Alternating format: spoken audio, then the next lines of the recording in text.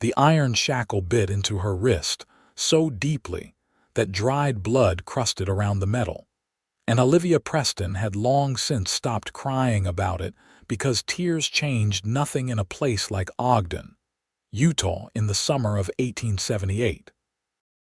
She had been chained to this post outside the Silver Dollar Saloon for 3 days now, displayed like livestock for anyone who wanted to pay her father's debts.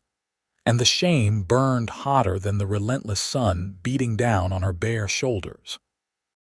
Her dress, once a respectable calico pattern in shades of blue, hung torn and filthy around her frame. Men stumbled past her going in and out of the saloon, some laughing, some leering, some looking away as if her suffering might be contagious.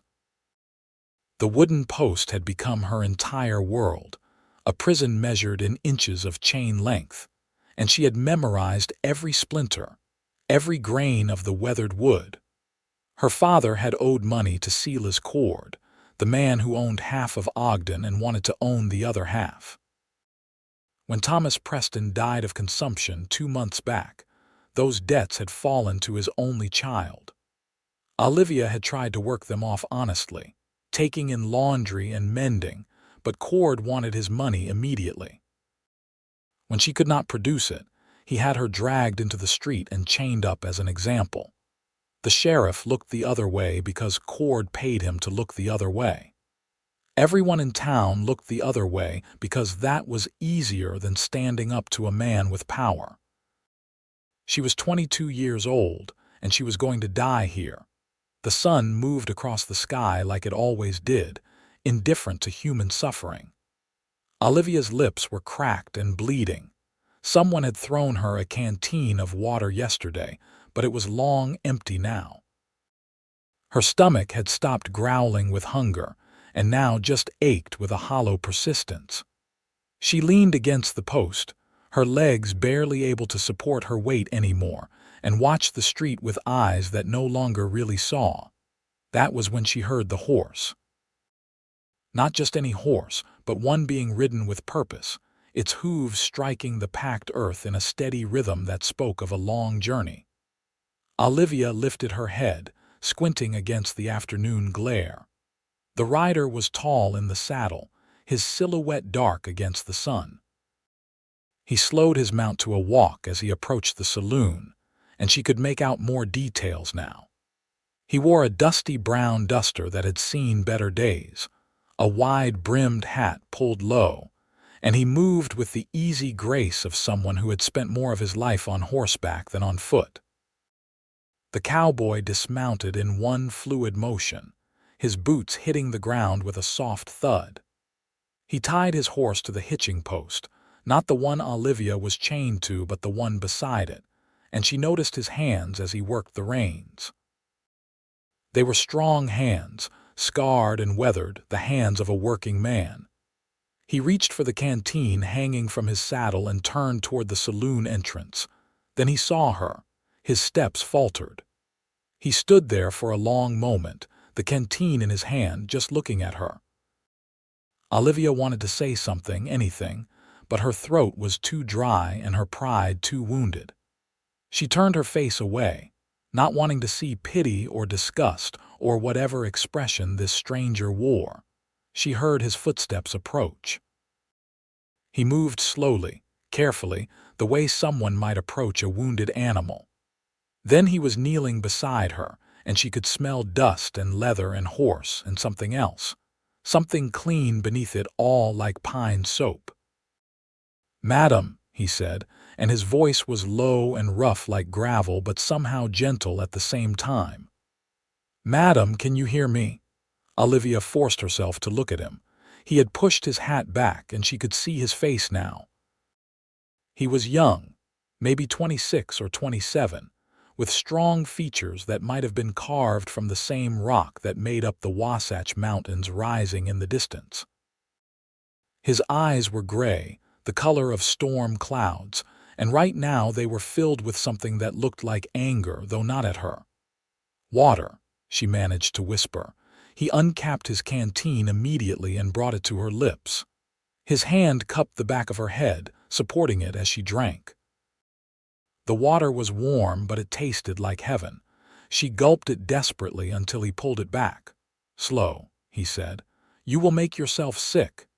He let her have more in small sips until she had drunk nearly half the canteen. Then he poured some into his palm and wet her forehead, her cheeks, washing away some of the grime. His touch was surprisingly gentle for hands so calloused. "What is your name?" he asked. "Olivia," she said. Her voice sounded stronger now. "Olivia Preston." "I am Kade Zimmerman," he said. He was looking at the shackle around her wrist now, at the raw, infected skin beneath it, and his jaw tightened. "Who did this to you?" Sila's cord. "My father owed him money. My father is dead now, but the debt remains." Kade's gray eyes lifted to meet hers. "How much?" $200. He let out a slow breath. "That is a considerable sum." "I know." Olivia felt tears threatening again and blinked them back furiously. "I tried to work it off, but he wanted it all at once. This is my punishment. In 3 more days, if no one pays, I become his property. He can do whatever he wants with me." Something flickered across Kade's face, dark and dangerous. He stood abruptly and turned toward the saloon entrance. Olivia felt a spike of panic. "Please," she said. "Please do not make it worse. He is a powerful man. He will hurt you." Kade looked back at her. "I have dealt with powerful men before, Miss Preston. Stay here." "I am chained to a post," she pointed out, and despite everything, she almost wanted to laugh at the absurdity of it. "I am not going anywhere." The corner of his mouth twitched, almost a smile, but not quite. Then he was walking into the saloon, pushing through the batwing doors with both hands. Olivia waited, her heart pounding. She heard raised voices inside, too muffled to make out words. Then a crash, the sound of breaking furniture. Someone shouted. More crashes. She tried to stand, using the post to haul herself up on shaking legs. Other people on the street had stopped to watch the saloon. A woman clutched her shopping basket and hurried away. 2 men who had been loading a wagon paused, their attention fixed on the doors. Then Kade emerged, walking backward, his hands raised in a placating gesture. Following him came 3 men, all of them bigger than he was. One had a split lip already bleeding. Another held a broken chair leg like a club. The third, the biggest of them, wore a deputy's badge and had his hand on the gun at his hip. "I am telling you boys," Kade said, his voice calm. "I do not want trouble, I just want to free the woman." "Cord's property," the deputy said. "You got no right. She is not property. She is a human being. She is collateral on a debt," the man with the bloody lips said. "You want her, you pay the debt. How much?" $200. "You got $200, drifter." Kade's hand moved to his vest pocket slowly, carefully. He pulled out a leather pouch. From it, he counted out bills, laying them on the hitching post one by one.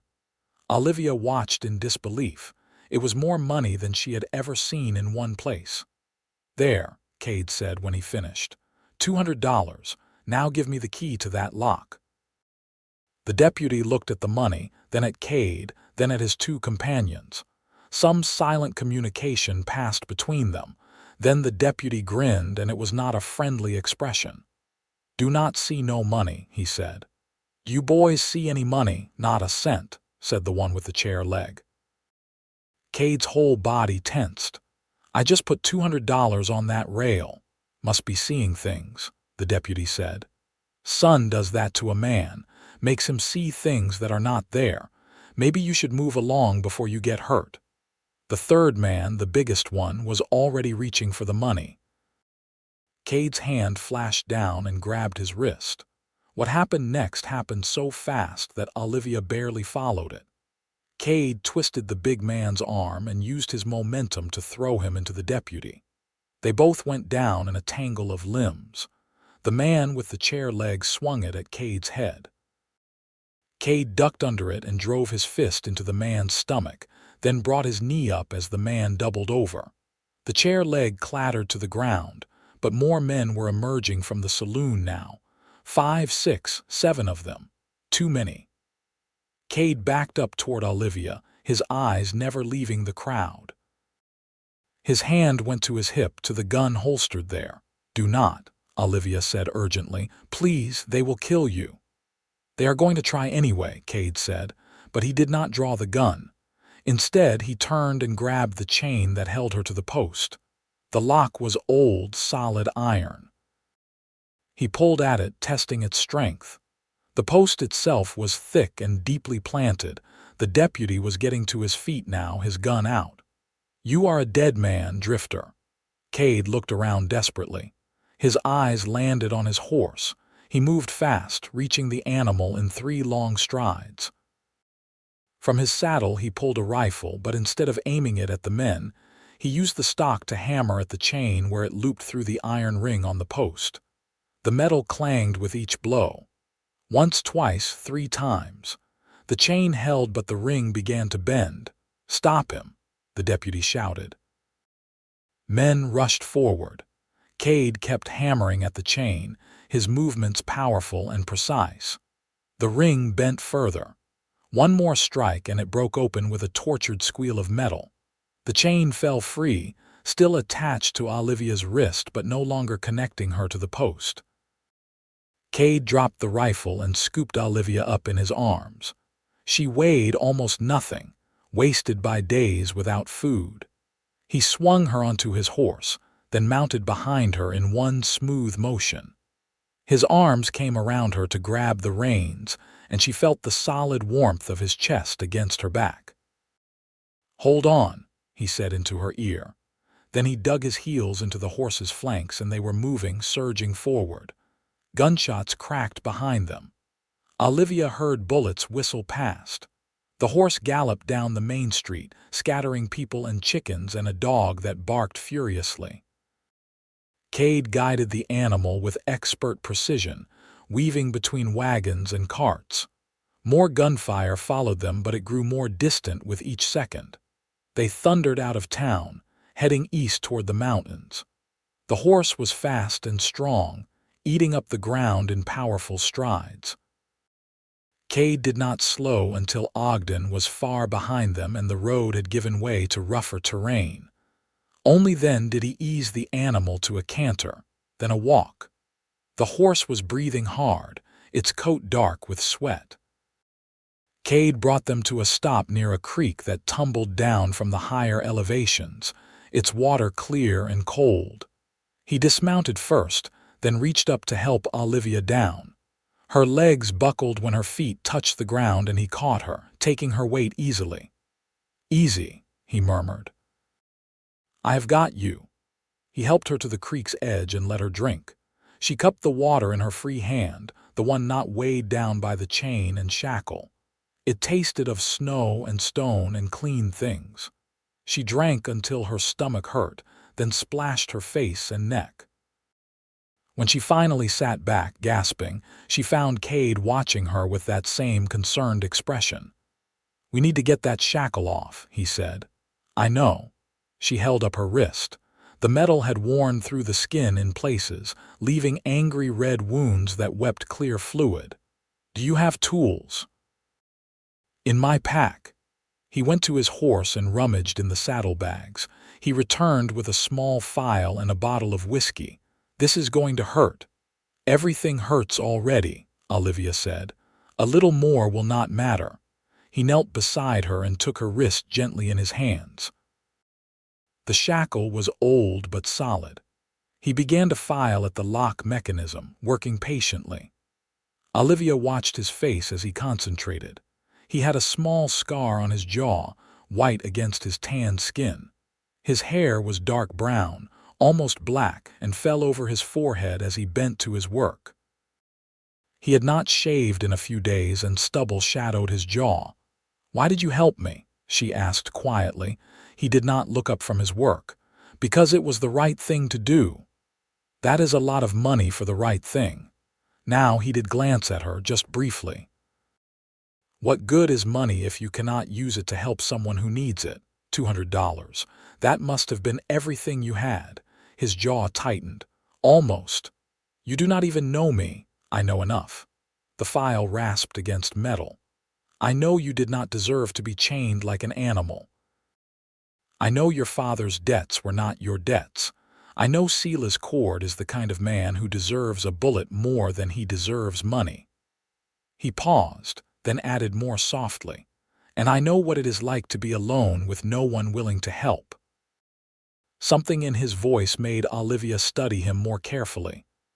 Where are you from? Kade Zimmerman, Kansas, originally, but I have been moving west for a few years now, running from something, running toward something maybe, or just running.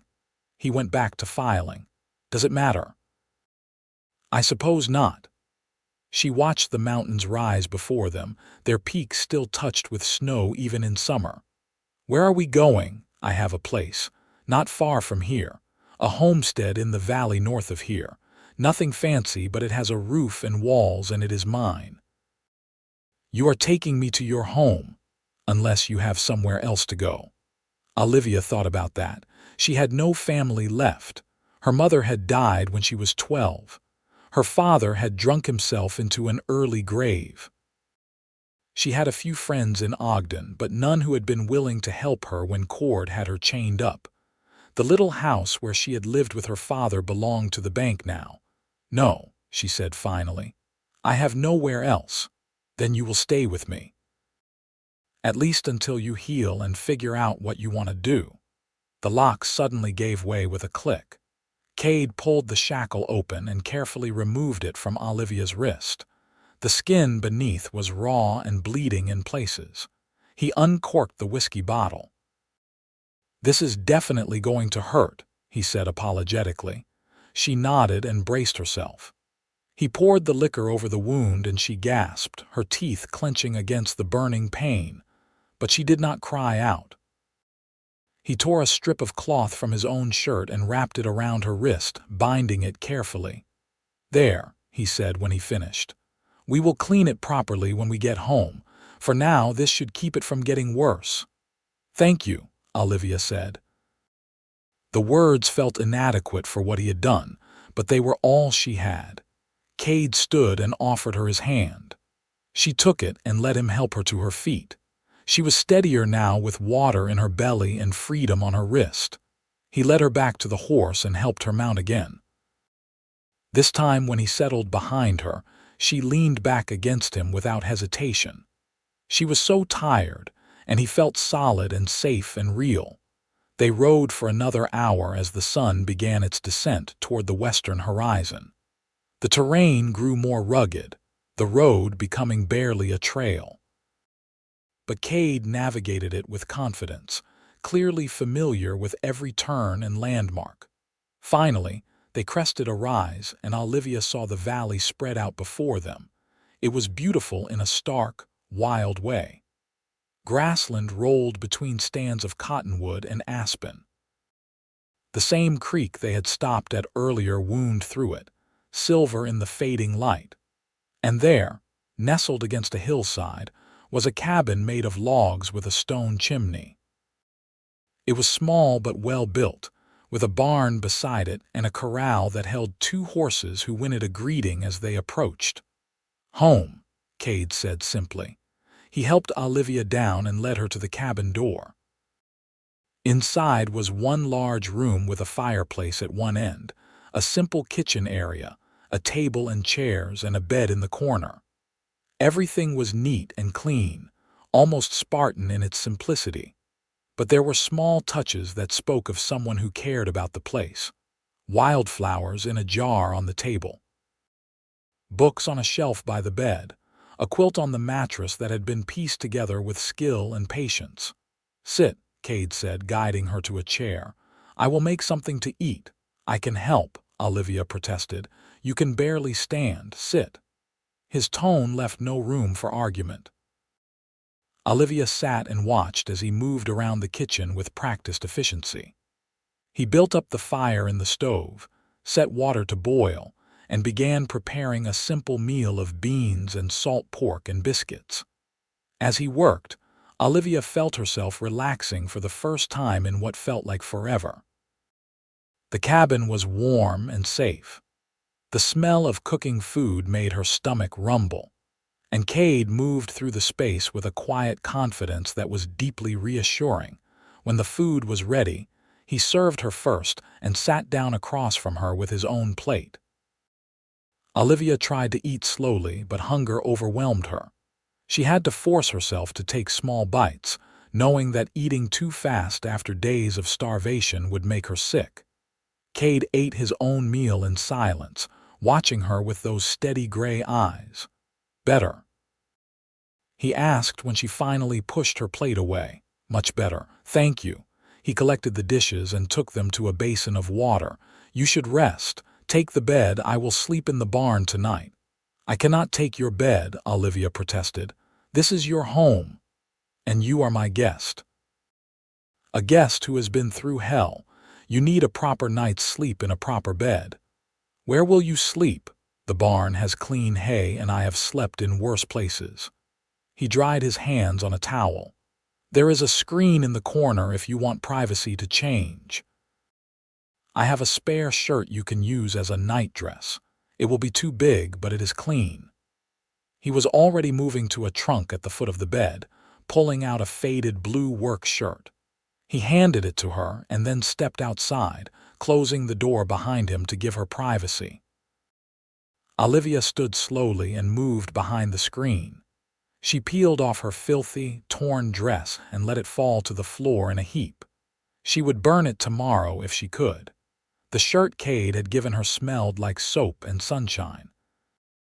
She pulled it on and it hung to her knees, the sleeves falling past her fingertips. But it was soft and clean and felt like luxury after days in the same grimy clothes. She emerged from behind the screen and looked at the bed. The quilt was beautiful up close, made from dozens of different fabric scraps in shades of blue and green and brown. She touched it lightly, wondering if Kade had made it himself or if it had belonged to someone else. Maybe a mother or sister or wife. The thought gave her pause. She had not asked if he was married. She had just assumed, but what if she was wrong? The door opened and Kade came back and carrying an armload of firewood. He stopped when he saw her, and something flickered in his eyes. It was gone so quickly she might have imagined it. He went to the fireplace and began building up the fire for the night. "Kade," she said, "are you married? I should have asked before. If you have a wife, I do not want to cause problems." He paused in his work, a log in his hands. "No wife," he said. "No one waiting for me. Just me and the horses and this place. The quilt is beautiful. My mother made it before she died. It is one of the few things I have from her." "I am sorry," he shrugged, but she could see the tightness around his eyes. "It was a long time ago." He finished with the fire and stood, brushing off his hands. "The fire should keep through the night. If you need anything, I will be in the barn. Do not hesitate to call." "Kade, wait." Olivia took a step toward him. "I do not know how to thank you for everything. You gave up so much for a stranger." He looked at her for a long moment. In the firelight, his face was all angles and shadows. "Get some rest, Olivia. We can talk more tomorrow." Then he was gone, the door closing softly behind him. Olivia stood alone in the cabin, feeling the weight of exhaustion settling over her like a blanket. She went to the bed and slipped beneath the quilt. The mattress was stuffed with something soft, corn husks maybe or cattail down. It felt like heaven after 3 days on hard ground. She closed her eyes and expected to fall asleep immediately. But her mind kept returning to the man who had saved her. Kade Zimmerman, who had given up everything he had to free her from chains, who had fought for her, risked his life for her, brought her to his home and given her his bed. What kind of man did that for a stranger? She thought about the way he had touched her wrist when he bandaged it, so gentle despite his rough hands. The way he had looked at her when she came out wearing his shirt. The pain in his voice when he mentioned his mother. There were layers to Kade Zimmerman, depths she was only beginning to glimpse.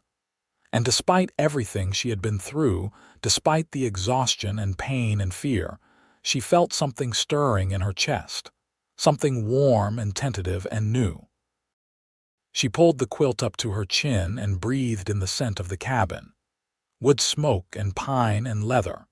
The smell of Kade's world. And slowly, finally, she drifted into sleep. Morning came with sunlight streaming through the cabin's single window. Olivia woke disoriented for a moment, not recognizing where she was. Then memory returned and she sat up slowly, taking stock of her body. Everything ached, but it was a distant ache, manageable. The terrible weakness from yesterday had receded. Her wrist throbbed beneath its bandage, but the pain was not unbearable. She rose and went to the wash basin Kade had used for the dishes last night. The water was cold but clean. She washed her face and hands as best she could, longing for a proper bath. Her hair was a matted mess. She tried to work her fingers through it and only partially succeeded. The door opened and Kade came in carrying a bucket of fresh water. He stopped when he saw her awake. "Morning," he said. "How do you feel?" "Better. Much better." It was true. Sleep and food had worked wonders. "Thank you for the bed. Did you sleep well?" "Well enough." He brought the bucket to the kitchen area and began measuring coffee into a pot. "I thought you might want a proper bath today. I can heat water and set up a tub behind the screen." Olivia felt tears prick her eyes at the thoughtfulness of the gesture. That would be wonderful. It will take a while to heat enough water. In the meantime, breakfast. They ate together as the morning sun climbed higher. Kade made flapjacks and bacon and strong black coffee. Olivia ate slowly this time, savoring each bite. They did not talk much, but the silence was comfortable rather than awkward. Kade seemed like a man who did not waste words, who spoke when he had something to say and was content with quiet the rest of the time. After breakfast, he went outside and she heard him working. The sound of metal on metal, then water sloshing. She cleaned the breakfast dishes and tried to make herself useful, though she was still weak enough that simple tasks left her trembling. By mid-morning, Kade came back in carrying a large tin tub. He set it up behind the screen and began making trips with buckets of hot water from a fire outside. "There is soap on the shelf," he said when the tub was full. "And a towel. Take your time. I have work in the barn that will keep me busy for a while." He left before she could thank him again. Olivia undid the bandage on her wrist carefully, wincing as fabric pulled at scabbing wounds. Then she eased herself into the water. It was almost too hot at first, but her body adjusted quickly. She sank down until the water reached her chin and let out a long sigh of relief. She washed carefully, scrubbing away days of grime and sweat and shame. The soap smelled like lye and lavender. She washed her hair 3 times before she felt it was truly clean. The water turned gray and then brown. By the time she finished, she felt like a new person. She stood and dried herself with the towel Kade had left, then realized she had nothing clean to wear except his shirt from last night. She pulled it on again and emerged from behind the screen. The cabin was still empty. She went to the door and opened it, looking out over the valley. The day was beautiful, clear and warm, with a breeze that carried the scent of grass and wildflowers. She could see Kade at the corral, working with one of the horses. He had removed his shirt in the heat, and she could see the play of muscles in his back and shoulders as he moved. He was lean but powerful, his body shaped by hard work and harder living. As if sensing her gaze, he looked up and saw her. He said something to the horse and gave it a pat, then pulled his shirt back on and walked toward the cabin. Olivia retreated inside, suddenly self-conscious about watching him. He came in and glanced at the tub of dirty water. "I will dump that outside. Did the bath help?" "More than you know." "I feel almost human again." "Good." He moved to the tub and lifted it easily, muscles flexing. He carried it outside and came back a moment later. "Olivia, we need to talk about what happens next." Her stomach tightened. "Are you going to send me away?" "What? No." He looked genuinely surprised. "No, nothing like that. But we need to figure out a plan. Sela's cord will not let this go. He is going to come looking for you and probably for me too. We need to be ready." Olivia sank into a chair. She had been trying not to think about Cord, about what he would do when he found out she was gone. "He is a dangerous man. He has the sheriff in his pocket and half the town on his payroll. No one stands up to him." "I am not no one." Kade sat down across from her. "But you are right that we need to be smart about this. He knows you are with me now. He will probably try to claim I stole his property." "I am not property," Olivia said fiercely. "I know that. But Cord does not care about truth, only about power. The question is what you want to do. I can try to get you somewhere safe, somewhere far from here. Maybe Salt Lake City or even California. Or you can stay here and we can face whatever comes together." Olivia looked at him, this man who had already given up so much for her. "Why would you risk more? You have done enough." Kade was quiet for a long moment. "When I was 16, my father died. Killed by a man who wanted our land back in Kansas. My mother tried to fight in the courts, but the man had money and lawyers, and we had nothing. She worked herself to death trying to hold onto that farm. I watched her waste away, watched neighbors turn their backs, watched men with power crush someone good and decent just because they could." His gray eyes met hers, intense and burning. "I swore then that if I ever had the chance to stand between someone helpless and someone powerful, I would. I would not look away like everyone looked away from my mother. So that is why I risk more, because some things matter more than safety." Olivia felt something shift in her chest, a tightening that was not entirely comfortable.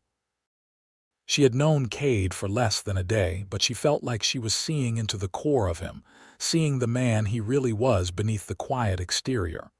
And what she saw moved her deeply. "I want to stay," she said. "I do not want to run anymore. I am tired of running from things." Kade nodded slowly. "Then we will be ready. I have guns and I know how to use them. The cabin is solid and easy to defend. We will figure this out." "Together," Olivia said, "together." The word hung in the air between them, heavy with meaning neither of them was quite ready to explore. Kade stood abruptly and went to the kitchen area, busying himself with cleaning that did not need to be done. Olivia watched him and wondered if he felt it too, this strange connection that seemed to be growing between them like a vine reaching for sunlight. The days that followed fell into a rhythm. Kade worked his land, tending his horses and the small garden behind the cabin, mending fences and doing the thousand small tasks that kept a homestead running. Olivia helped where she could, though she was still regaining her strength. She cooked and cleaned and did the washing. She found herself humming as she worked, something she had not done in years. Her wrist healed slowly. Kade changed the bandage every day, his touch always gentle, always careful. She watched his face as he worked and saw the concentration there, the determination that she not suffer any more than she already had. Sometimes their eyes would meet and something would pass between them, wordless and electric. Then one or both of them would look away and the moment would break. They talked in the evenings after supper, sitting by the fire as darkness settled over the valley. Kade was not a man who shared easily, but Olivia found ways to draw him out. She learned about his childhood in Kansas, about the father who had taught him to ride and shoot, about the mother who had filled their small house with music and laughter. She learned about his years of wandering after his mother's death, working cattle drives and mining camps and logging operations, always moving, never settling until he had saved enough to buy this land and build this cabin. In turn, She told him about her own life. Growing up in Ogden with parents who loved her but struggled with poverty and her father's fondness for whiskey. Her mother's death from influenza. Her father's slow decline afterward. The years of taking in laundry and mending to keep food on the table. The debt that had grown like a cancer until it consumed everything. "I used to have dreams," she said one night as they sat by the fire. "Silly dreams, maybe. I wanted to be a teacher. I loved books and learning, and I thought if I could just save enough money, I could go to a normal school and get certified. I wanted to help children learn to read and write, to give them chances I never had." "That is not a silly dream," Kade said quietly. "That is a good dream. It does not matter now. All my savings went to my father's debts. Dreams do not die just because they are delayed. Maybe someday you will still be a teacher." She smiled at him, warmed by his faith in her. "Maybe. What about you? What are your dreams?" Kade gazed into the fire. "I used to think I wanted to be left alone, to have my land and my horses and not answer to anyone. But lately I have been thinking that might be a lonely way to live." "Lately?" Olivia asked softly. His eyes met hers and she saw vulnerability there, raw and unguarded. "Yes," he said. "Lately." Neither of them spoke for a while after that. The fire crackled and popped. Outside, a coyote called to the rising moon, and in the silence, something grew between them that neither had words for yet. A week passed, then two. Olivia grew stronger each day. Her wrist healed until only pink scars remained where the shackle had been. She gained weight, filling out the hollows in her cheeks and the sharp angles of her collarbones. She found dresses in the trunk at the foot of Kade's bed, simple calico things that had belonged to his mother. They were a bit big, but she took them in with needle and thread, and they served well enough. Kade watched her bloom like a flower that had been too long without water. He watched the light come back into her brown eyes, watched her smile come easier, watched her move through his cabin with growing confidence. And he felt his carefully constructed walls beginning to crumble. He had meant to help her and send her on her way. He had not meant to fall in love with her, but love did not ask permission and it did not follow plans. It crept up on him in quiet moments, when he heard her singing as she hung laundry. When she laughed at something he said, and the sound was like bells. When she looked at him with trust and warmth and something deeper that made his heart race. He tried to fight it. She had been through too much. She needed time to heal, not some cowboy complicating her life with feelings she might not share. He tried to keep his distance, to maintain the careful boundary between helper and helped, but it was like trying to hold back the tide. One afternoon, he was teaching her to ride. She had never learned properly, and he thought it was a skill she should have, especially out here where a horse could mean the difference between life and death.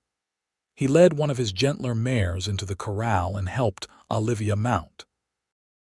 His hands spanned her waist as he lifted her into the saddle, and he felt the warmth of her through the thin fabric of her dress. "Okay," he said, stepping back.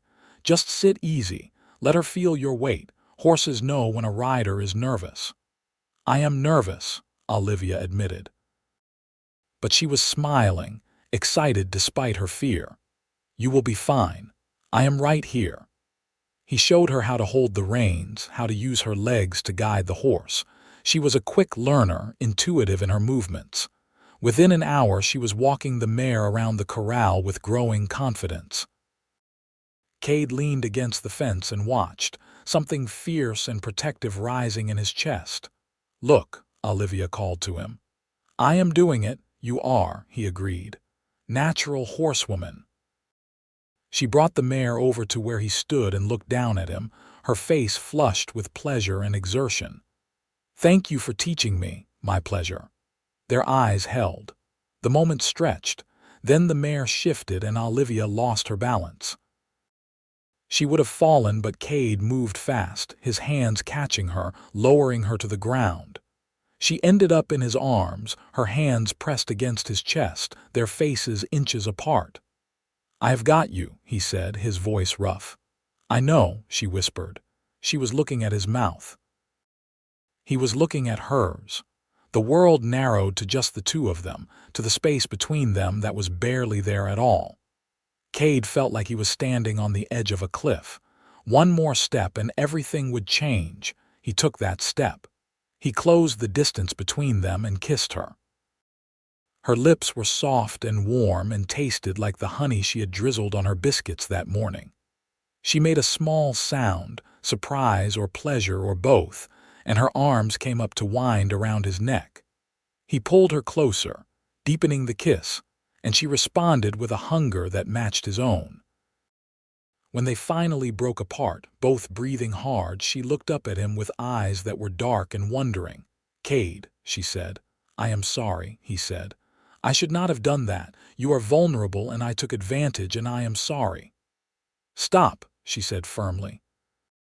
She reached up and cupped his face in her hands. "Stop apologizing. I wanted you to kiss me. I have wanted you to kiss me for days. Olivia, you have been through so much. You do not have to feel anything for me just because I helped you. Is that what you think this is? Gratitude?" She shook her head. "Kade Zimmerman, you are the most stubborn man I have ever met. I am not some fragile thing that will break if you touch me. I am a woman who knows her own mind, and I am telling you that I have feelings for you. Real feelings. The kind that have nothing to do with what you did for me and everything to do with who you are." He stared at her, hardly daring to believe. "You are sure?" "I am sure." She smiled, soft and sweet and certain. "Now kiss me again." He did. This time without hesitation, without apology. He kissed her like she was precious, like she was everything. And she kissed him back with a passion that made his head spin. When they finally came up for air, he rested his forehead against hers. "I am falling in love with you," he said. "I think I have been since the moment I saw you chained to that post and wanted to tear the world apart to free you."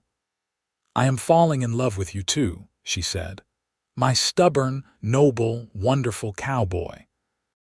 They stood there in the corral, holding each other as the sun moved across the sky and the mare cropped grass nearby. And for the first time in longer than either could remember, they both felt like they had found home. That night after supper, they sat together by the fire. But this time, Olivia sat beside Kade instead of across from him, and his arm was around her shoulders. She leaned into his warmth and felt content down to her bones. "What do we do now?" she asked. "Cord is still out there. He has not come yet, but he will." "I know." Kade's jaw tightened. "I have been thinking about that. We need to be proactive. Waiting here is just giving him time to gather more men. I think I should go to the territorial marshal in Salt Lake City. File a complaint against Cord for what he did to you. Maybe if the law gets involved, really involved, Cord will back down.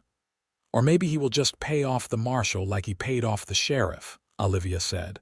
But even as she spoke, she could see the sense in Kade's plan. "When would you go?" "Tomorrow. The sooner the better. It is a 2-day ride there and 2 days back. 4 days total." "I will come with you." "No." Kade's tone was firm. "It is too dangerous. If Cord finds out you are in Salt Lake City, he could have men waiting. You will be safer here. You want me to stay here alone for 4 days. I will ask Joe Bartlett to check on you. He has the spread to the south of here. Good man, fought in the war. He owes me a favor and he is not afraid of Sela's Cord." Olivia did not like it, but she could not argue with the logic. "All right, but you be careful. I do not want to lose you now that I have finally found you." He kissed the top of her head. "I will be careful, I promise." They sat in silence for a while, just holding each other. Then Kade spoke again, his voice low and serious. "Olivia, when I come back, if things work out with the marshal, if Cord is handled, I want to ask you something." Her heart skipped. What? I want to do it properly, so I will wait, but I want you to know that I am thinking about the future, our future. Together. She turned in his arms to look at him. I am thinking about that too. He smiled, and it transformed his serious face into something warm and open. Good. They stayed up late that night, talking about dreams and plans and all the things they would do when the shadow of Sela's cord was finally lifted. Olivia talked about maybe starting a small school right here in the valley, teaching the children of scattered homesteaders. Kade talked about expanding his herd, maybe breeding horses to sell. They talked about adding rooms to the cabin someday, about gardens and crops and seasons to come. It was after midnight when they finally went to bed. Kade laid out his bedroll by the fire and Olivia went to the bed in the corner. But before she lay down, she went to him and kissed him good night, slow and sweet. Come back to me, she whispered against his mouth. Always, he promised. Morning came too soon. Kade was up before dawn, packing supplies for the journey. Olivia made him breakfast and prepared food he could take with him. They did not talk much, both aware that this was a turning point. Whatever happened in Salt Lake City would determine what came next for both of them. As the sun rose, Kade saddled his horse and secured his pack. He checked his guns, his rifle and his pistol, making sure both were loaded and ready. Olivia watched from the cabin door, her arms crossed against the morning chill. He came to her and pulled her into his arms. Joe will come by this evening. If anything happens, if you see anyone suspicious, fire 3 shots. Joe will hear and come running. I showed you where the rifles are. Yes. And you know how to use them.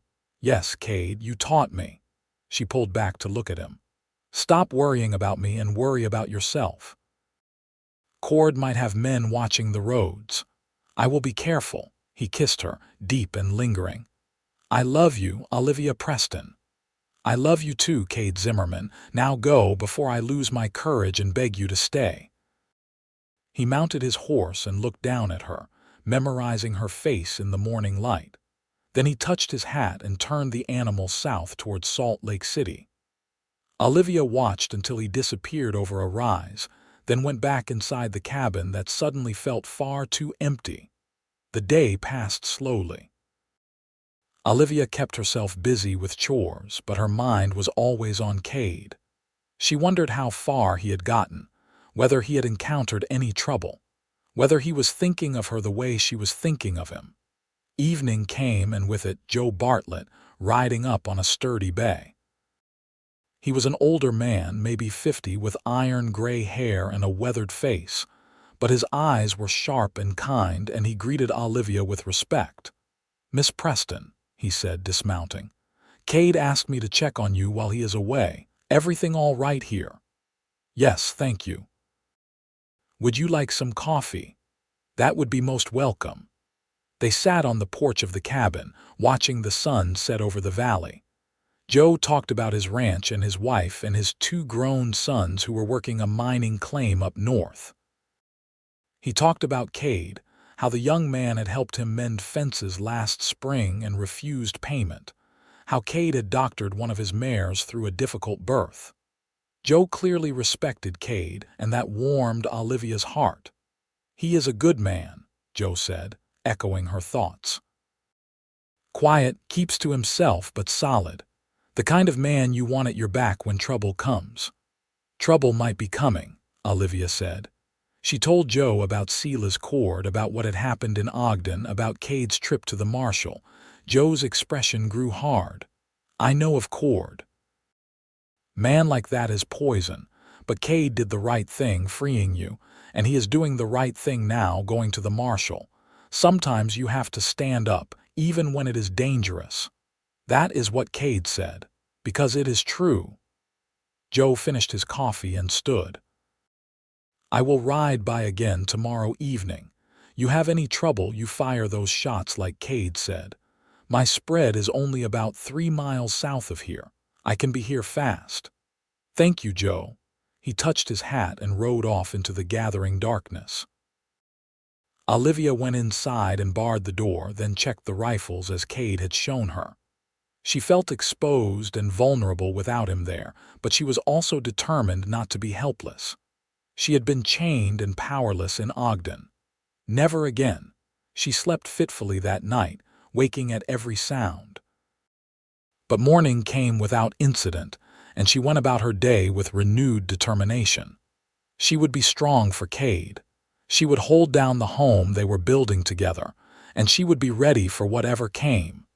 The second day passed like the first. Joe came by again in the evening, reporting that all was quiet in the valley. No strangers had been seen. No trouble brewing.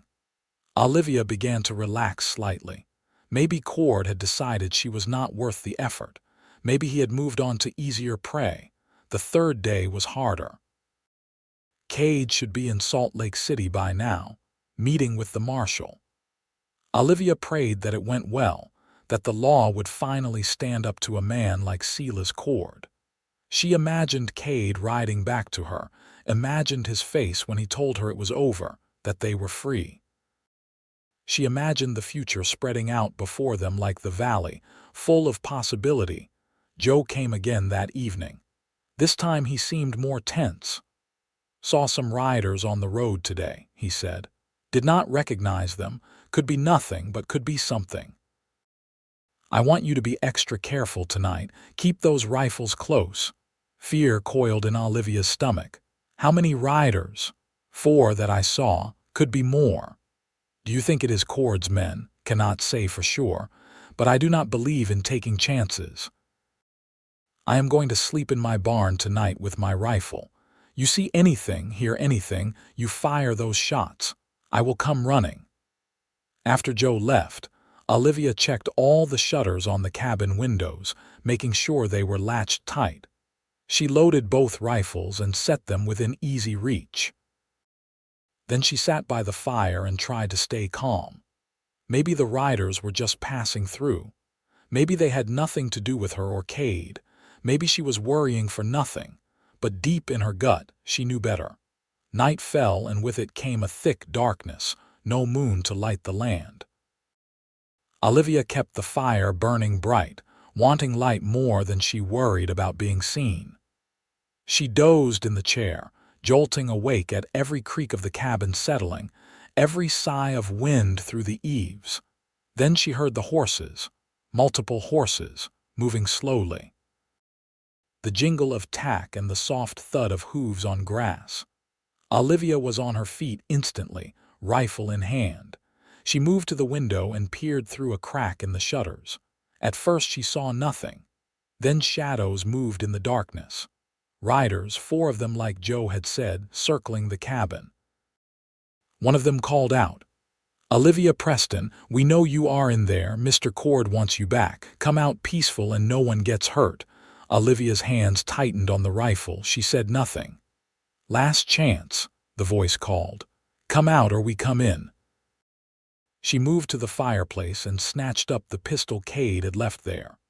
Then she went to the door and fired 3 shots into the air in quick succession, the signal for Joe. The gunshots echoed across the valley, impossibly loud in the quiet night. For a moment, nothing. Then all hell broke loose.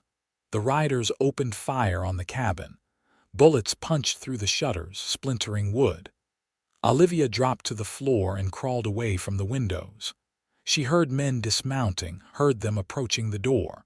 Someone slammed against it and the bar held, but barely. She crawled to a corner and aimed her rifle at the door, her heart hammering. If they came through, she would shoot. She did not want to kill anyone, but she would not be taken back to Cord. She would die first. Another slam against the door. The bar cracked. One more hit and it would give way. Then she heard it, the thunder of hooves approaching fast, a new voice shouting. Gunfire, different from before, coming from outside. The men at the door cursed and ran back to their horses. Through the broken shutters, Olivia saw muzzle flashes. Joe had arrived and he had not come alone. 2 other riders were with him, all 3 firing at Cord's men. The fight was brief and brutal. Cord's men, caught by surprise, tried to return fire, but they were outmatched. One went down, clutching his leg. Another fell from his horse. The remaining two wheeled their mounts and galloped away into the darkness, abandoning their wounded companions. Joe dismounted and came to the cabin door. "Miss Preston, you all right?" Olivia lowered her rifle and unbarred the door, or what remained of it. Joe and his two companions came inside. The other men were Joe's sons, she realized, having heard him describe them. Young men in their 20s with their father's steady eyes. "I am unhurt," she said. "Thank you, all of you." "Those two outside are wounded but alive," Joe said. "We will tie them up and take them to the territorial marshal in the morning. They can testify about what Cord tried to do. This works in your favor, Miss Preston. Attempted kidnapping, maybe attempted murder.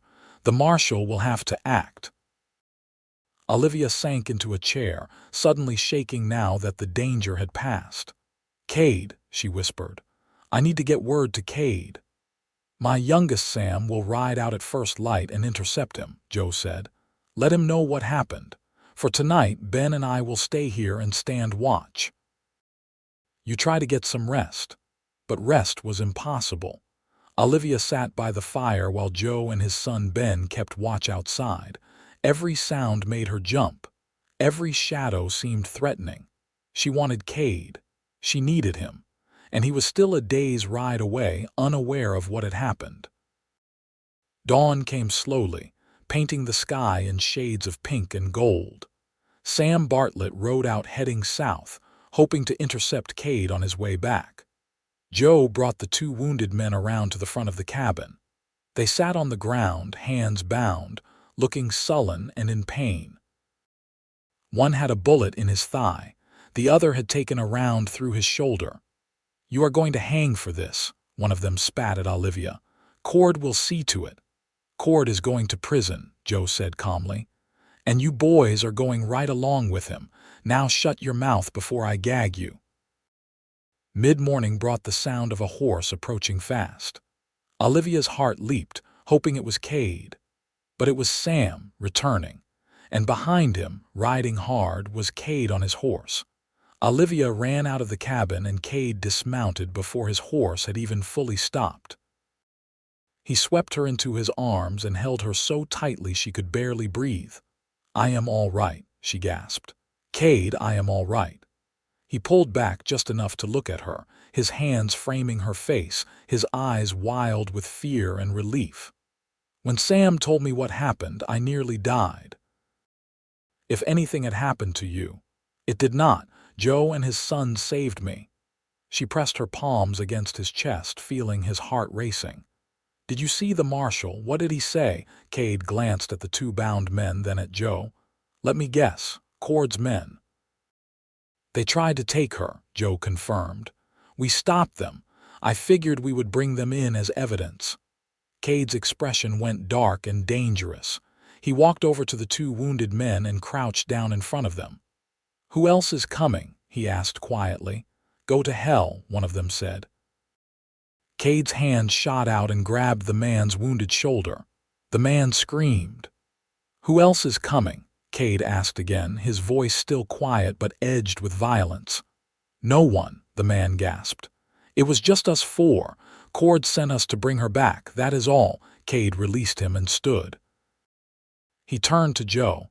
"Thank you for everything. I owe you more than I can repay.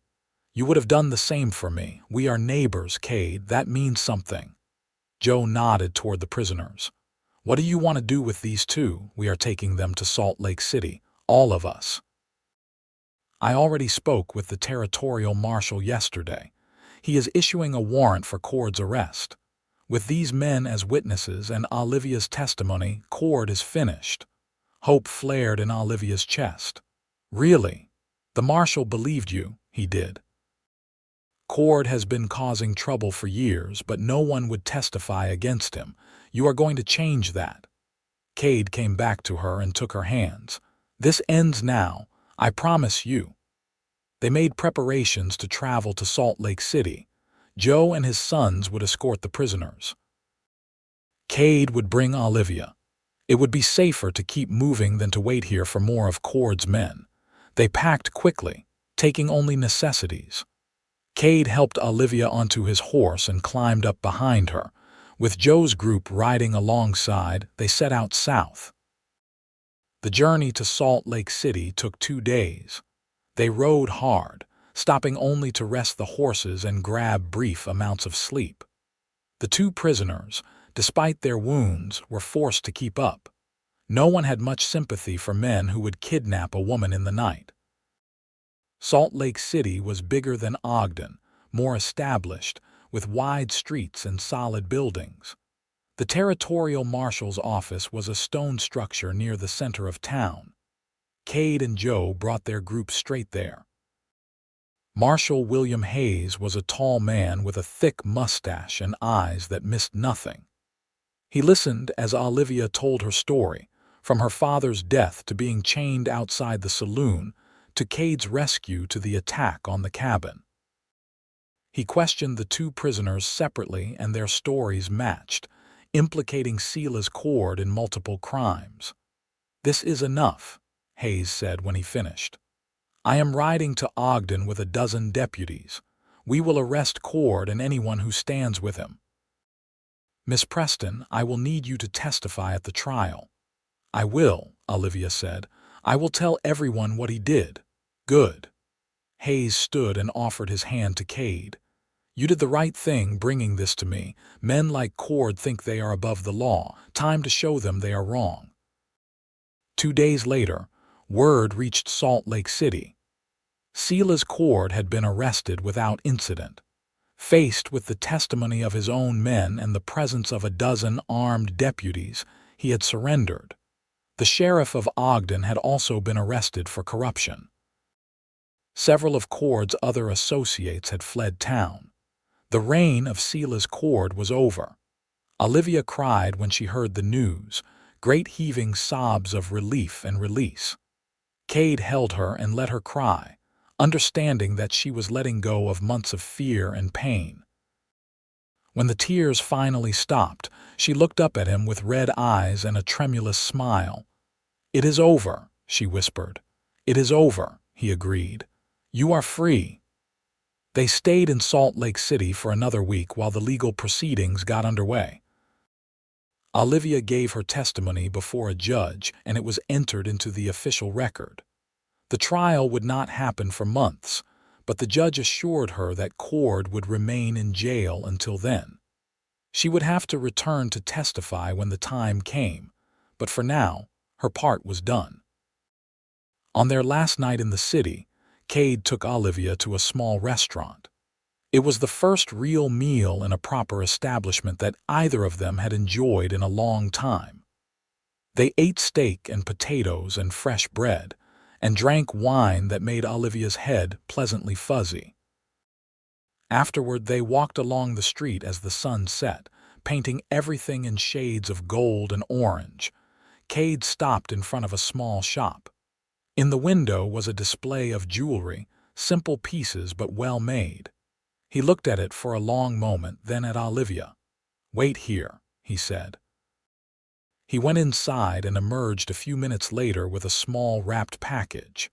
He took Olivia's hand and led her to a quiet spot beneath a tree.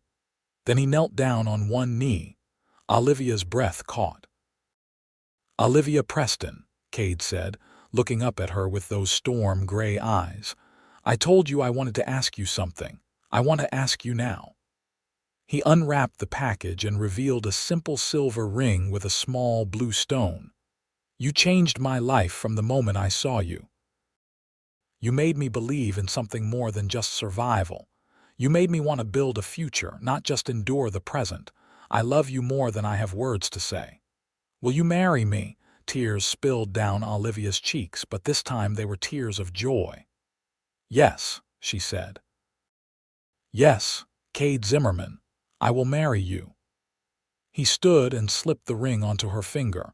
It fit perfectly.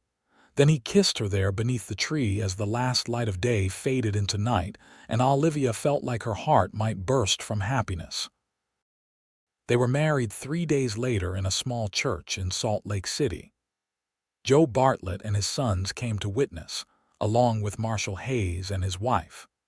Olivia wore a simple white dress she had purchased in town, and Kade wore a new suit that made him look uncomfortable but handsome. The ceremony was short and sweet, and when the preacher pronounced them husband and wife, Kade kissed her with such tenderness that Olivia felt tears threaten again. Afterward, there was a small celebration at the hotel where they had been staying. Joe made a toast about good neighbors and good friends. The marshal's wife gave Olivia a quilt she had made as a wedding present. And through it all, Kade never let go of Olivia's hand, as if afraid she might disappear if he did. That night, in their hotel room, they came together as husband and wife. Kade was gentle and patient, taking his time, making sure Olivia felt safe and loved. She gave herself to him completely, without reservation, and found joy in their union.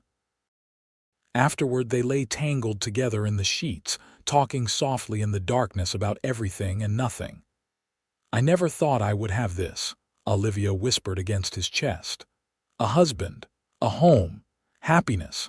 I thought my life would be nothing but struggle and hardship." "You deserve all of this and more," Kade said, stroking her hair. "You are the strongest person I know, Olivia. What you survived, what you endured. You could have given up, but you did not. That strength is part of what I love about you." "You saved me," she said. "No." He tilted her face up to look at him. "I freed you from chains, but you saved yourself. Everything you have done since, all the healing and growing and fighting, that was you. Never forget that." She kissed him then, deep and slow, and they made love again, this time with more passion and less hesitation. And when sleep finally claimed them both, they slept wrapped in each other's arms, two people who had found in each other exactly what they needed. They returned to the cabin a week later, traveling slowly, enjoying the journey. The valley welcomed them home with wildflowers blooming and the creek running high with mountain snowmelt. The cabin looked just as they had left it, though Joe had clearly been by to check on things. There was fresh firewood stacked by the door, and the horses in the corral looked well fed. Kade carried Olivia over the threshold, even though she laughed and protested that it was silly. "It is tradition," he said firmly. "My wife deserves tradition. My wife." The words made Olivia's heart sing. They settled into married life with surprising ease. The rhythms they had established before were still there, but now enriched and deepened by their commitment to each other. Kade worked the land and Olivia kept the home, but they also worked side by side on many tasks. She learned to help with the horses, and he learned to help with the cooking. They were partners in every sense of the word. The summer passed in a blur of happiness. They expanded the garden, and Olivia spent long hours tending it, coaxing vegetables and herbs from the rich soil. Kade added a room to the cabin, working in the evenings after his other chores were done. He did not say what the room was for, but Olivia knew. She had known since she had missed her monthly courses. She had suspected since she started feeling queasy in the mornings. She was almost certain now, though she had not yet told Kade. She wanted to be sure. In late August, she rode into town, to the small settlement about 10 miles south where a doctor had recently set up practice. The doctor, an older woman named Sarah Cunningham, examined her and confirmed what Olivia already knew. "You are pregnant," Dr. Cunningham said with a smile. "About 3 months along, I would say. You are healthy and everything looks good. When are you due?" "March, I suppose," Olivia said, doing the math in her head. "Early March. That is a good time for a baby, not too hot, not too cold. Do you have family to help you?" "I have my husband," Olivia said. "That is all the family I need." She rode home that afternoon with her secret hugged close to her heart. She had decided to tell Kade that night over dinner, But when she arrived at the cabin, she found him outside the corral looking worried. "What is wrong?" she asked, dismounting. "Two riders came by while you were gone," Kade said. "Friends of Sila's Cord, or so they claimed. They said Cord made bail. He is out of jail." Fear, cold and sharp, lanced through Olivia. "What? How?" "The marshal said he would be held until trial. Someone posted bond. Someone with a lot of money." "The riders said Cord wanted me to know. A message." "A threat," Olivia said. "Yes." Cade's jaw was tight. "I sent word to the marshal, but it will take time for him to respond. In the meantime, we need to be careful." Olivia's hand went instinctively to her stomach. She had a child to protect now. Their child. But when she looked at Kade, at the worry and determination in his eyes, she knew this was not the time to tell him. He had enough to worry about. She would wait until the threat had passed. But days went by and nothing happened. No more riders appeared, no messages, no attacks.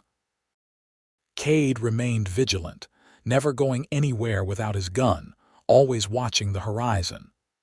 Olivia tried to go about her days normally, but fear sat like a stone in her belly.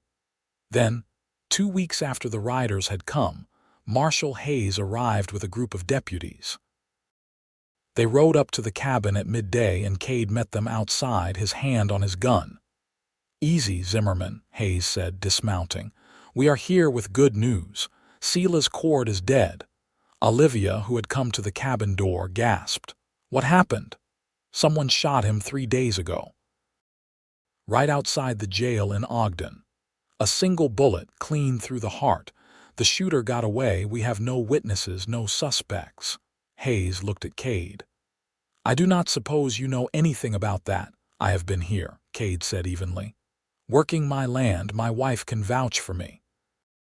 "I am sure she can." Hayes's expression was unreadable. "The thing is, Zimmerman, I am not sure I care who shot Sila's Cord. He was a bad man who did bad things. Maybe someone decided the law was not moving fast enough. Maybe someone decided to serve their own justice. Either way, the problem is solved. Cord is dead. His organization is scattered. The people he hurt can sleep easy." "Are you saying what I think you are saying, Marshal?" Kade asked. "I am saying I am closing the case as unsolved. I am saying you and your wife are free to live your lives in peace. I am saying sometimes justice comes in unexpected ways." Hayes held out his hand. "Good luck to you both." Kade shook his hand. "Thank you, Marshal." After Hayes and his men had ridden away, Kade and Olivia stood together looking out over the valley. Finally, Olivia spoke. "Did you do it?" she asked quietly. "Did you kill Cord?" Kade was silent for a long moment. "I made sure he could never hurt you again. That is all you need to know." Olivia turned to look at him, searching his face. She saw no guilt there, no regret, only determination and love. Whatever he had done for her, to protect her, to give them both a future free from fear. "I have something to tell you," she said. "What is it?" She took his hand and placed it on her stomach. "I am pregnant, Kade. We are going to have a baby." His eyes went wide. "You are sure?" "The doctor confirmed it. I am 3 months along. The baby will come in March." A smile broke across his face, brilliant and unguarded. "A baby," he said wonderingly. Then he laughed and picked her up and spun her around. "We are going to have a baby. Careful," Olivia laughed, clinging to him. "Put me down before you drop me." He set her down gently but kept his arms around her. "I am going to be a father," he said, and there was awe in his voice. "We are going to be parents." "Are you happy?" Olivia asked. "Happy does not begin to cover it." He kissed her, soft and sweet. "You have given me everything, Olivia. Everything I never knew I wanted. I love you so much." "I love you too," she said. "My cowboy, my husband, my love." That night they celebrated. Kade opened a bottle of whiskey he had been saving and Olivia drank a little, just enough to feel warm and content. They talked about names and whether the baby would be a boy or girl. They talked about the future, about expanding the cabin further, about teaching their child to ride and read and love this wild, beautiful land. The months that followed were the happiest of Olivia's life. Her belly grew round with the baby, and Kade treated her like she was made of glass, always fussing over her, always making sure she did not work too hard. She found it equal parts endearing and exasperating. The new room was finished by October, and Kade built a cradle with his own hands, sanding the wood smooth so there would be no splinters to hurt tender baby skin. Winter came to the valley, bringing snow and cold winds. But the cabin was warm and tight, and they had plenty of supplies laid in. Olivia spent the short days knitting tiny clothes and blankets. Kade kept the fire burning and made sure she always had hot tea and good food. In the evenings, he would read to her from books he had collected, adventure stories and poetry and passages from the Bible. Dr. Cunningham came to stay with them in early March, arriving a week before the baby was due. "First babies can come early or late," she said. "Best to be here and ready." She was right to come early. Olivia went into labor on a cold March night when the wind howled outside and snow fell in thick curtains. The pain was worse than anything she had experienced, waves of it that left her gasping and crying out. But Kade stayed by her side through all of it, holding her hand, wiping her forehead with a cool cloth, telling her she was strong and brave and doing wonderfully. After 12 hours of labor, as dawn broke over the mountains, Olivia gave birth to a boy. He came into the world screaming his displeasure, red-faced and perfect. Dr. Cunningham cleaned him and wrapped him in a soft blanket and placed him in Olivia's arms. "You have a son," she said with a smile. Olivia looked down at the tiny face, at the dark hair and the eyes that were trying to focus on her. Love, huge and overwhelming, washed over her. "Hello," she whispered. "Hello, little one, we have been waiting for you." Kade leaned over them both, his eyes wet with tears he did not bother to hide. "He is perfect," he said hoarsely. "You are perfect, both of you." They named him Thomas Kade Zimmerman after Olivia's father and his own father. Thomas was a good baby, fussy sometimes but mostly content. He nursed well and slept in fits and starts, and filled the cabin with new sounds, coos and cries and the soft snuffles of baby breathing. Olivia recovered slowly from the birth, taking her time to heal. Kade took over more of the household duties without complaint, caring for both his wife and his son with patient devotion. On warm days, he would carry Thomas outside and show him the horses, the mountains, the wide sky. "This is your home," he would tell the baby. "This is where you belong." Spring bloomed across the valley, and with it came visitors. Joe Bartlett and his wife came to see the baby, bringing gifts of food and a hand-carved rattle. Marshall Hayes sent word that the trial of Sela's Cord's associates had concluded. All had been found guilty. Justice, it seemed, had finally been served. Summer came and Thomas grew, gaining weight and beginning to smile and reach for things. Olivia recovered her strength and returned to her work, though now she did it with one eye always on her son. She had never been happier. She had a husband she loved beyond measure, a healthy child, a home that was truly hers. All the pain and fear of the past seemed like a distant dream. One evening in late June, after Thomas had been put to bed in his cradle, Kade and Olivia sat on the porch of their cabin watching the sunset. The sky was painted in shades of pink and purple and gold. A nighthawk called as it hunted insects in the gathering dusk. "You ever think about that day?" Olivia asked. "The day you found me chained to that post." "Every day," Kade said. "That was the day my life really began. Mine too." She leaned against him, feeling his arm come around her shoulders. "I was so scared, so hopeless, I thought I was going to die there. But you did not. You survived, you fought, you made a life." He kissed the top of her head. "I am so proud of you, Olivia, of everything you are." "We made a life," she corrected gently. "Together, that is what matters, together." From inside the cabin came a soft cry, Thomas waking from his nap. Kade stood and offered Olivia his hand. "Our son calls," he said with a smile. She took his hand and let him pull her to her feet. Together they went inside to tend to their child, partners in all things, bound by love and respect, and the shared knowledge that they had found in each other exactly what they needed. The years that followed were good ones. Thomas grew into a sturdy boy with his mother's brown eyes and his father's dark hair. When he was 3, Olivia became pregnant again and gave birth to a daughter they named Margaret Sarah, after Kade's mother and Dr. Cunningham. 2 years after that came another son named James. The cabin had to be expanded again to hold them all, and the valley rang with the sounds of children playing. Olivia did eventually start her school, teaching not only her own children but also the children of neighboring homesteaders. She held classes 3 days a week in the expanded cabin, teaching reading and writing and arithmetic. It was not exactly the dream she had imagined as a young woman, but it was better because it was real and it was hers. Kade's horse breeding business prospered. He became known throughout the territory for raising sturdy, intelligent animals. People came from as far as Salt Lake City to buy his horses.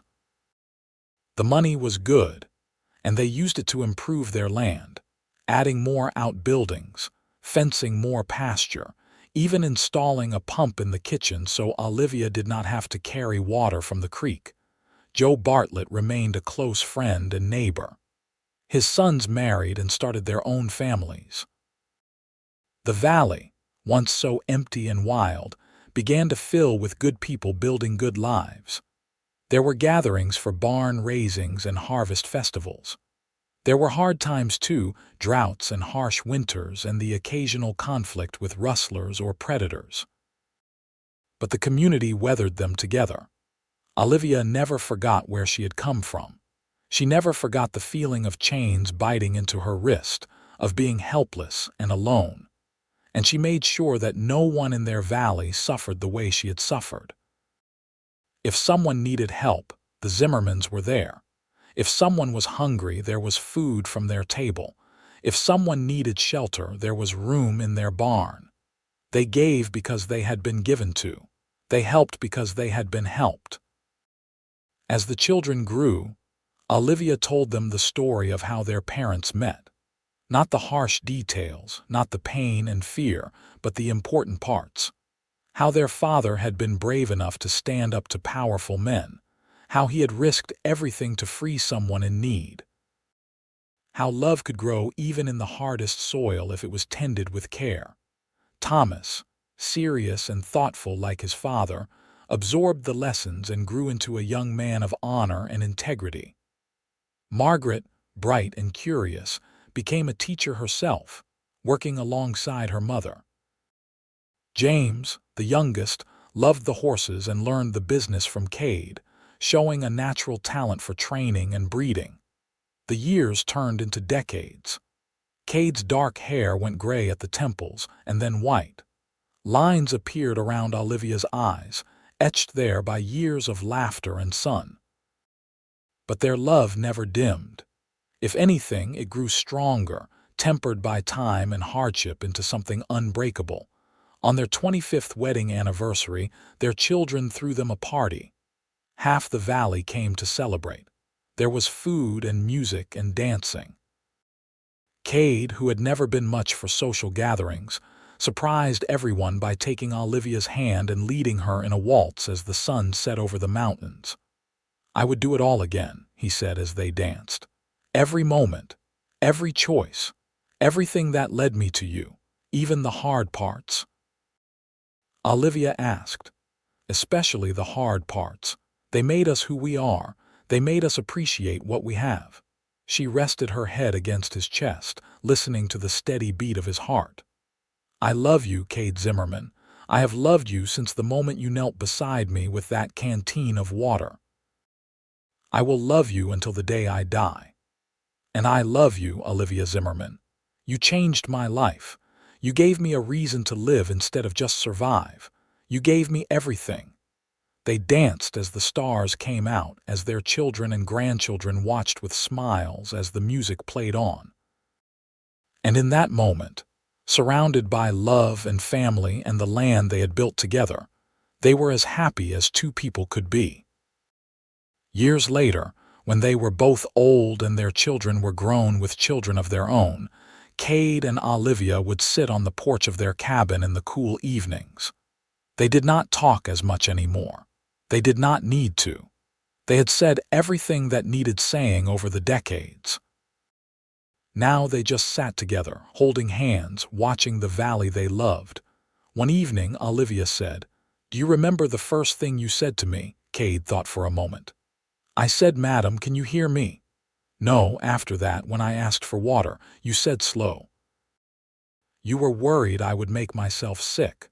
She smiled at the memory. "Even then, you were taking care of me." "Someone needed to," Kade said. "You certainly were not being taken care of. And then you broke the lock and took me home, just like the old songs. The brave cowboy rescuing the maiden in distress. You were never a maiden in distress. You were a survivor waiting for a chance to escape. Maybe." Olivia squeezed his hand.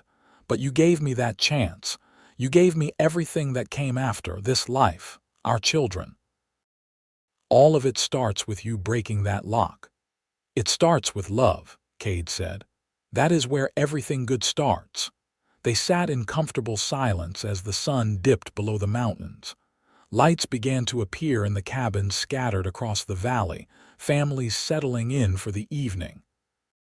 Smoke rose from chimneys. The sound of a child's laughter drifted on the breeze. It was peaceful and beautiful and exactly where they belonged. Olivia thought about the girl she had been, chained to a post in Ogden, believing her life was over. She thought about all the moments between then and now, the laughter and tears, the struggles and triumphs, the ordinary days that had woven together into an extraordinary life. And she was grateful for all of it, even the hard parts, because they had led her here. "Thank you," she said quietly. "For what?"